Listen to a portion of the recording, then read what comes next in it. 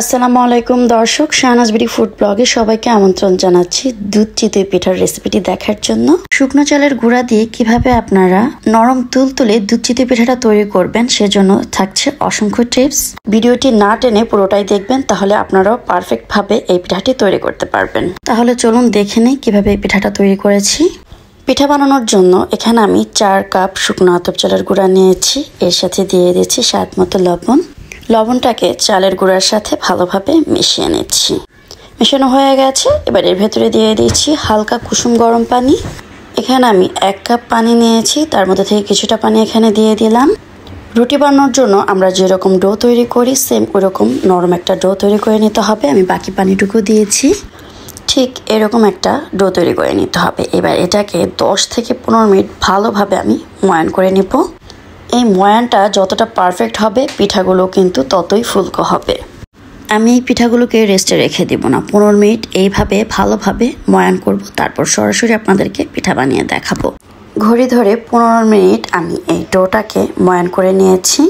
এবার এর ভেতরে অল্প অল্প করে আবারও কুসুম গরম পানি দিয়ে পাতলা একটা ব্যাটার তৈরি করব। চিতই পিঠার ব্যাটার কেমন হয়, বেশি পাতলাও না আবার বেশি ঘনও না। তবে শুরুতেই বেশি করে পানি দিবেন না, অল্প অল্প করে পানি দিয়ে তারপর ব্যাটারটা তৈরি করতে হবে। এই ব্যাটারটা কেমন হবে আমি দেখিয়ে দিচ্ছি। এখানে আমি 1 কাপ পানির অর্ধেকটা দিয়েছি।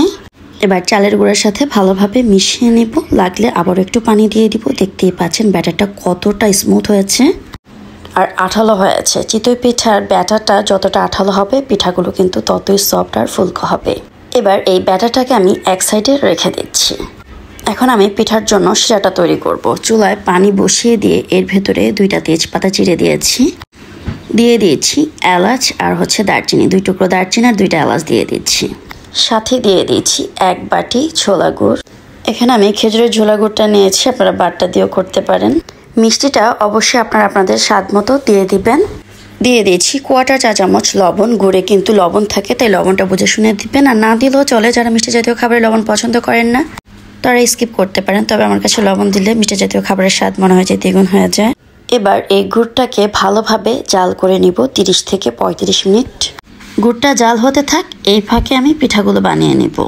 আমি আবারও পিঠার ব্যাটারটাকে ময়ান করে নিচ্ছি। দেখতেই পাচ্ছেন পিঠার ব্যাটারটা একদম পারফেক্ট আছে, বেশি পাতলাও না আবার বেশি ঘনও না, এরকম রাখতে হবে।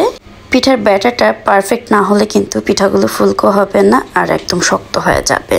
তাই পিঠার এই ব্যাটারটা কিন্তু ঠিকঠাক রাখতে হবে। নিশ্চয়ই খেয়াল করেছেন আমার ব্যাটারটা কীরকম। এবার পিঠা বানাতে চলে যাচ্ছি। আজ আমি কড়াইতে পিঠা বানাবো। আপনারা মাটির ছাঁচেও পিঠাটা বানাতে পারেন, তবে পিঠা দেওয়ার আগে কড়াই বা ছাঁচ যেটাই হোক না কেন ভালোভাবে গরম করে নিতে হবে।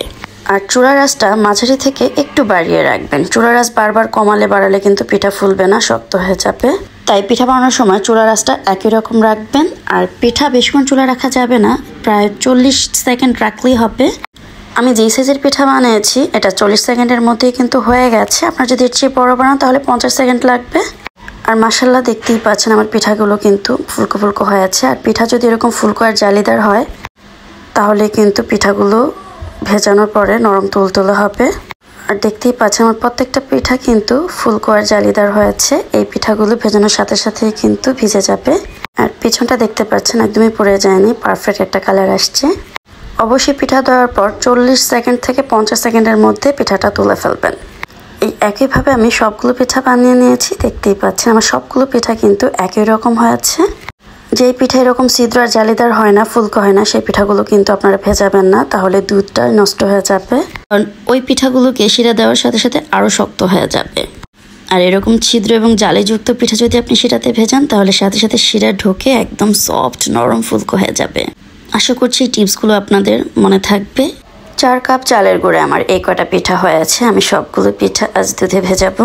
গুড়ের পানিটাকে অনেকক্ষণ ধরে জাল করে নিয়েছি, এতে করে আর পিঠাটা পানসে লাগবে না। এবার উপর থেকে মশলাগুলো তুলে ফেলে দিচ্ছি। এবার গুড়ের শিরার ভেতরে একটা একটা করে আমি সবগুলো পিঠা দিয়ে দিব। এই পিঠাগুলোকে আমি গুড়ের শিরার ভিতরে দিয়ে 5 মিনিট জাল করে নিব। এবার এর ভেতরে দিয়ে দিচ্ছি ফ্রেশ নারকেল কোড়ানো। যেহেতু পিঠাগুলো ঠান্ডা হয়ে গেছে তাই গরম শিরার ভেতরে পিঠাগুলো দিয়ে 5 মিনিট জাল করে নিয়েছি। এবার চুলাটা অফ করে দিয়েছি। অন্যদিকে চুলায় আমি 1.5 কেজি দুধ বসিয়ে দিয়েছি। এটা হচ্ছে খাঁটি গরুর দুধ।